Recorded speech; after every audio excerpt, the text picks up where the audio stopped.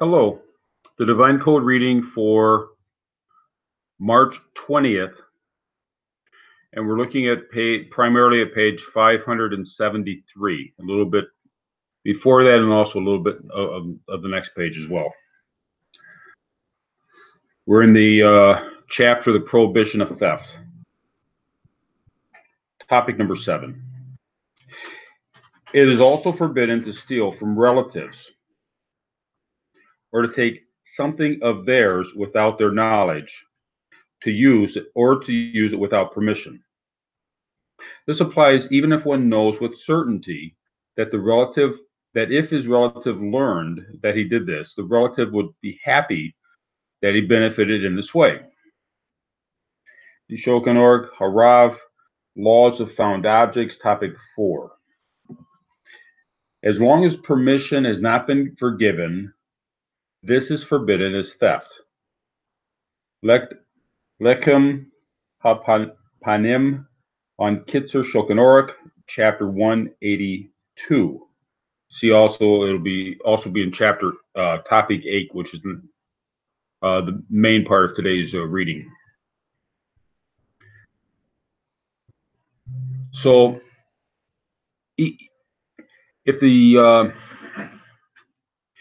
if his relative has a lawnmower, he needs a lawnmower for that day. His relative has a lawnmower. He can't just go over and borrow the lawnmower without asking first. It's important to ask before borrowing something, before taking something. Even if the person is certain that their relative would be happy to lend it, still it's proper to ask first. Otherwise, it'd be like theft. It may not be prosecutable, or it might be prosecutable, but it's necessary to ask first. This is a proper thing to do. A person should not say, I will steal this and apportion the money to poor people. Lechem hapayim on Kitchen Shokanorg, chapter 182, in the name of Sefer Hasidim. So you can't just take stuff and say, I'm going to give it to somebody who really needs it. I'm not taking it for myself. I'm going to give it to someone who needs it. That's not proper to do. That would definitely be considered theft. Even if it's for altruistic purposes, it still would be considered theft. For this is considered doing a mitzvah, meaning a meritorious or a good deed that comes through a sin. This is disgusting and hateful in the eyes of God, and it is not considered a good deed at all. And it'll be discussed more in the second chapter of this unit. See Tractate Sukkah 30a. And there's the concept of bringing this. This is learned from the Bible, with the concept of bringing an offering to the temple that was stolen, that didn't belong to the person, but he's bringing it as an offering to the temple, and that's considered an abomination. And therefore, we learn from that anything that's done as considered to be a positive thing, but it's done with theft, that would be considered inappropriate, be considered a disgusting thing. Topic number 8. In addition, one may not steal from a person who is not being careful in guarding his money or other belongings. This applies even if the intention of the thief is only to teach the careless person a lesson. They should pay more attention and be careful in guarding his belongings. Is not and not to take something to keep for himself, but rather he intends to return it at a later time. And that's from Shiliot, chapter 4. It is forbidden to steal even from one who is not careful about guarding his possessions, in order to teach him to be careful, even if the intention is to return the item. He compares this rule to one who steals with the intention to reimburse the owner, which is forbidden.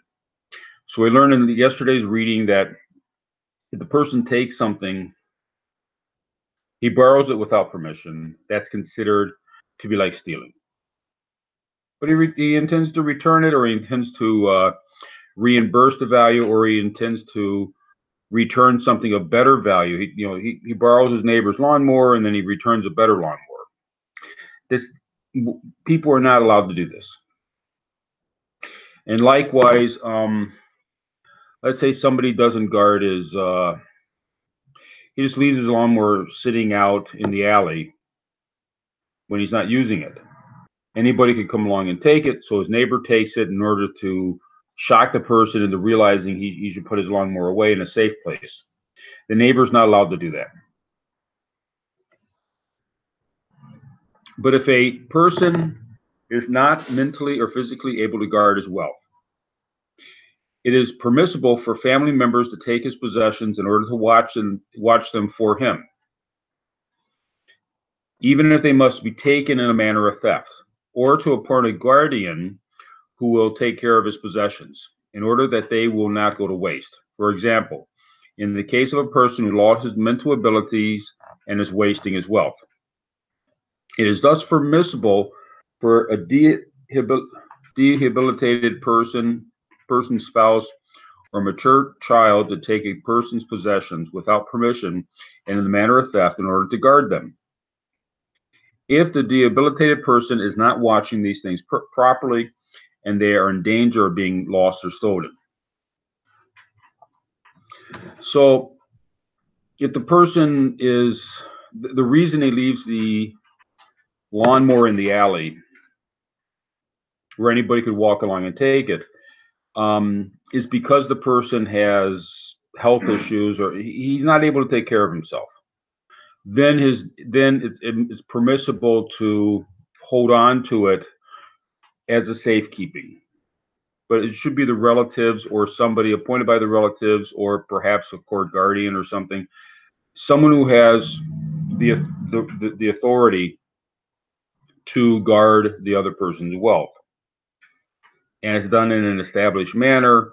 It's not done just by random people. It's done as an established manner that's determined the person is not able to take care of his belongings, and someone is assigned to help him in this regard.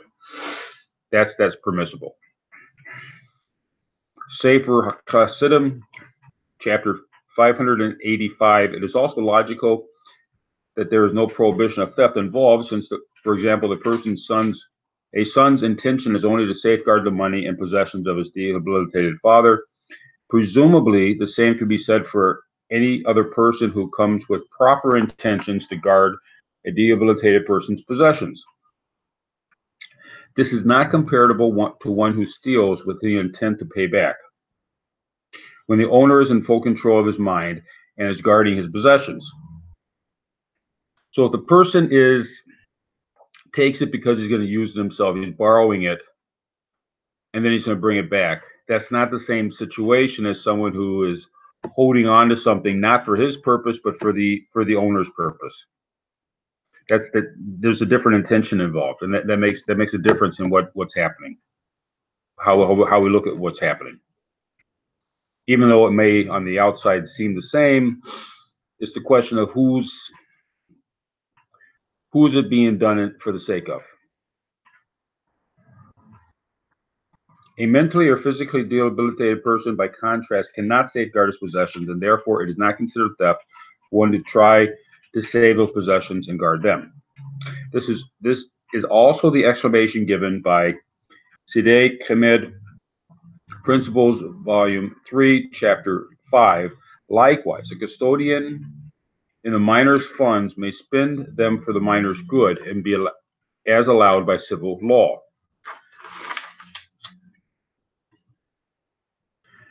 So a person, and it wouldn't just be a minor, it would be maybe the rehabilitated person. They need to pay their housing bills, and that needs to be done. The person is not able to do it, therefore the guardian is allowed to pay expenses in that for the person. The guardian would be allowed to go and buy groceries for the person, and so forth. Rabbi Zalman Nechemia Goldberg notes that this is obviously correct in the case where a owner is fully demented. Regarding someone who is sane but is just a spendthrift, it is unclear as to whether one may take and hold his possessions for the purpose of returning them later. So there's rules about how this can work. And if the person is not able to think straightly, but let's say the person just likes to spend money. The person likes to buy shoes or cars or whatever. They enjoy doing that. And otherwise, they're within their capacities of thought. We can't just go in and say, well, you need to spend the money on housing, pay the electric bill instead of buying a new car, and the person is just a spendthrift. That would not count as a legitimate, taking possession of the person's finances, and it has to work within the boundaries of the civil law. We can't just make decisions on our own. It has to follow the legal guidelines. It has to be done properly. A similar ruling is found regarding a person standing at the open grave of a deceased relative and out of extreme grief is throwing vessels into the grave, and the vessels will become ruined or lost. See Shulchan Aruch Yeridea 349:3, which says that it is meritorious deed to save the vessels. One who does save them is obligatory for him to guard them, and he's responsible for them and for returning them to once the owner's mind becomes settled. So if someone's having temporary difficulties, they're going into a rage and destroying their house, or in this case, they're throwing stuff away out of grief. If a person is having a temporary, the earlier one would be more of a long-term issue where the person's debilitated.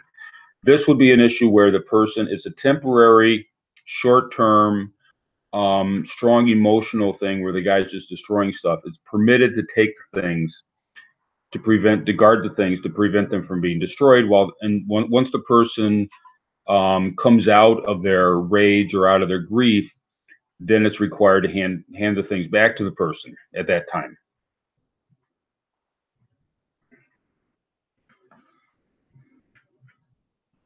From this, it can be seen that if a person is squandering his money is sane, it is meritorious for the other person to save the money by legal means in order to return it later.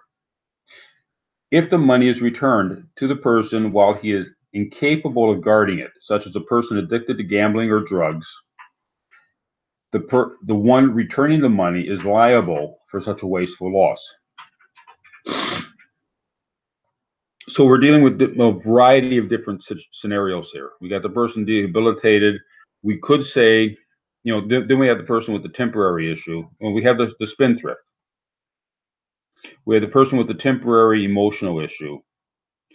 And then we have a person who has issues that might be considered in the category of debilitation. So if the person guarding the other person's items hands them back while the person is in a state where they're going to destroy it or lose it, then the person who is the guardian would be responsible for those items that were handed back. Now, if they didn't get involved, then they're not held responsible. Once they become a guardian of it, then they're responsible and should only hand the items back when it's reasonable to do so, when the person is capable of handling their situation. They can't just hand it back at any time because now they've taken on the role of being a guardian.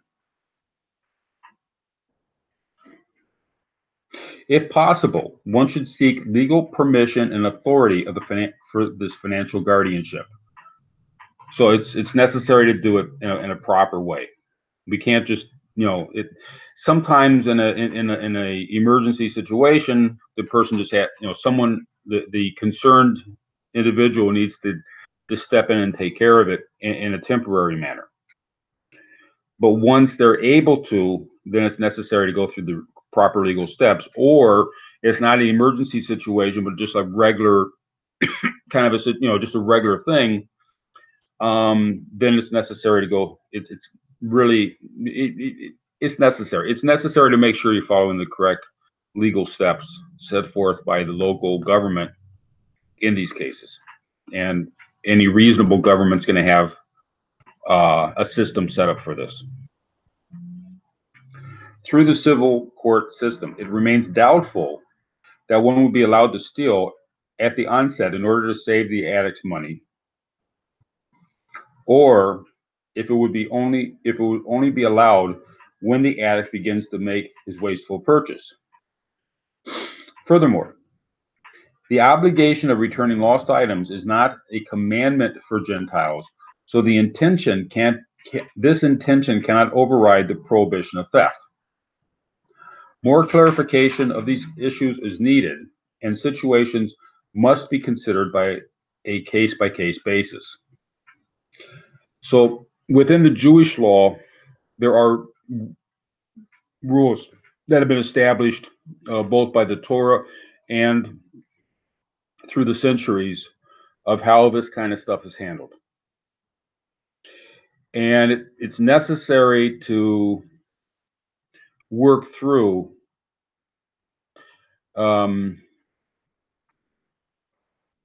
these issues as how they would apply to a non-Jew. And that's something that the local courts, the Dinham, needs to work through. And most governments have something for how to deal with these situations, and they have to. It's a necessary part of Dinham. But we have to be careful in the area of the laws of theft that we don't violate things improperly. Even if we think we're doing it for the better of the person, we have to make sure, because we're in a very gray area, and we're in an area that there's a steep drop off if it goes into theft, and we need to safeguard ourselves. Have a fence that kind of takes it away from the prohibition, and things need to be clarified.